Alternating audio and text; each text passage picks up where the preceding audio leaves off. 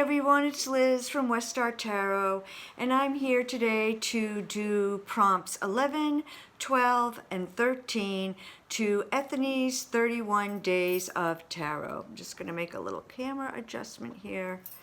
There we go. So, I just wanted to say a quick word about yesterday's video. Decks that have been lost in our collection that we want to reconnect with. And several of the decks I pulled out, I ended up saying how I didn't want to reconnect with them. So I didn't quite follow the prompt. Oh well, sorry. Today is our favorite High Priestess and why. So I actually have two, and they're kind of from one extreme to the other.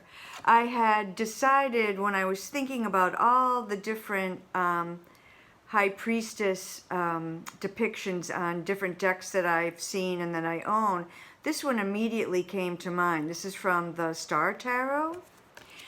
But in January, I am working with Next World Tarot, which is actually a deck that I wanted to reconnect with this year.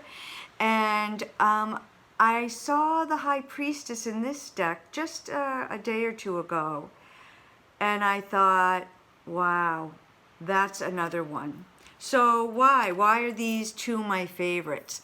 They're sort of from one extreme to the other, right? It's kind of like reality, fairy tale. Fairy tale. And so I love that blue one. I do think about blue when I think of the High Priestess for any number of reasons. And I love that the veil behind her is a spider web. We've got the two columns, we've got the different phases of the moon, and I love that her dress is made out of stars. I mean, it's just gorgeous. So I think I like this one for the fairy tale-ness of it and the beauty of the card. I do love the blue, and I do think of that when I think of the High Priestess. But this lady grabs me too. I love her. And she's a more down-to-earth, more real, everyday living High Priestess.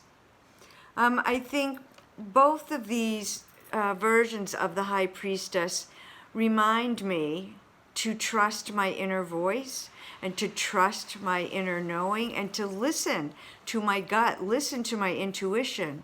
And that's the part of the High Priestess that I really, truly relate to and like the most. So, again, High Priestess from Next World and High Priestess from the Star. Two beautiful decks and two beautiful High Priestesses. Now, the next prompt for day 12 is most used divinatory tool other than tarot. And I suppose it would be oracle decks, but I just decided to go with a wonderful True North Oracle by Carrie Paris and Tina Hart. This is a charm casting kit and a set of cards. It also has dice and a beautiful purple spread cloth. So here's the cloth. It's silk, it's beautiful. And this deck has to do with the directions, and so part of what you do is it comes with dice, and one of the die has directions, 8 directions, so north, south, east, west, southeast, southwest, and northeast and northwest. And so you throw that die, and that die tells you which direction you will start in. And then there's regular dice. There's 2 of these, but you just roll 1. So this tells you how many cards to draw.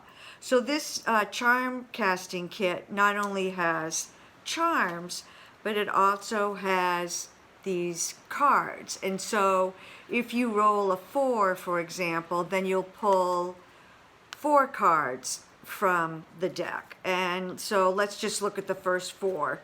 Number 4, it says, "This worries me." 17, "This is my superpower." 5, "This wants activation." And then the 4th card, just randomly, is, "This helps in the short term." So you have your 4 cards, and you've turned them over. And then you throw some charms, and you look at the charms that land near the card. So I'm just going to pick this one. "This helps in the short term." And so I just kind of randomly picked a couple of charms. So here we see someone an alien in a spaceship. And this one is an old-fashioned telephone. So these two in combination, we could say, if you're feeling alienated, get in touch with a friend. And so getting in touch with a friend or someone that you can talk to will help you in the short term, but you've got to find another long-term solution.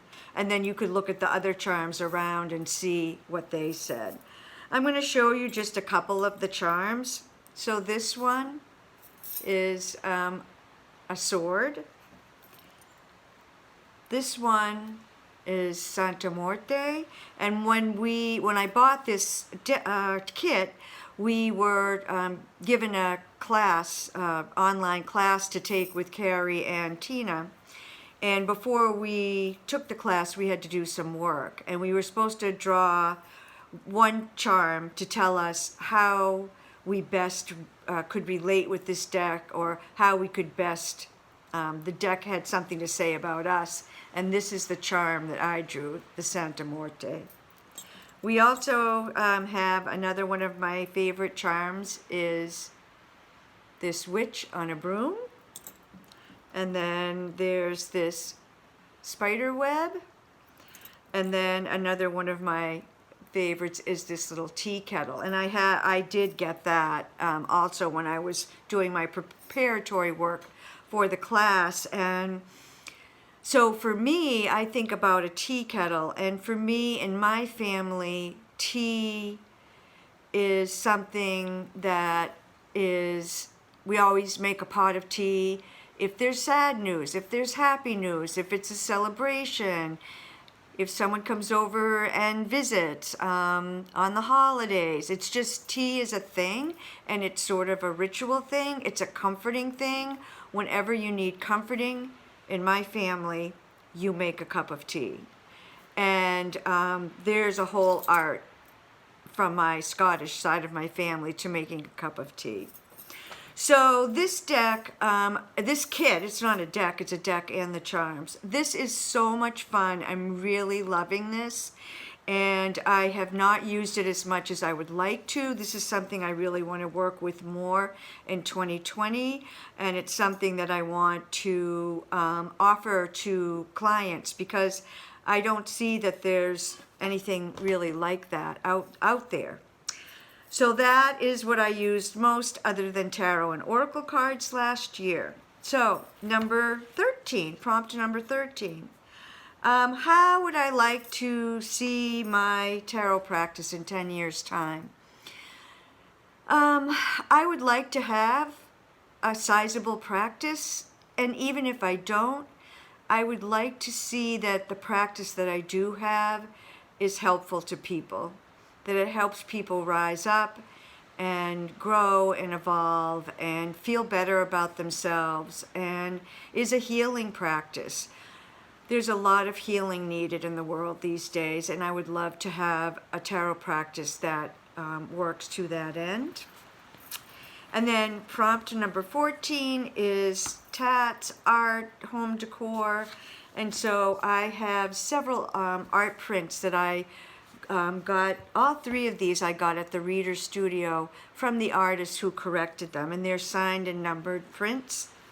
This one is from M.M. Moline, and it is from her Tabula Mundi deck.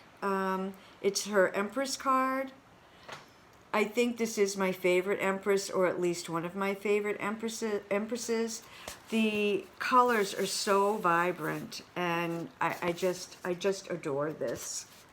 And then this is Joanna Powell Colbert from her Gaian Tarot. This is the Teacher, or the Hierophant. And this Hierophant is surrounded by plant spirits and animal spirits, and is such a different take on the Hierophant than that sort of imposing patriarchal Pope guy from the Rider-Waite-Smith. This depiction of the Hierophant made me really fall in love with that card, and I love this print.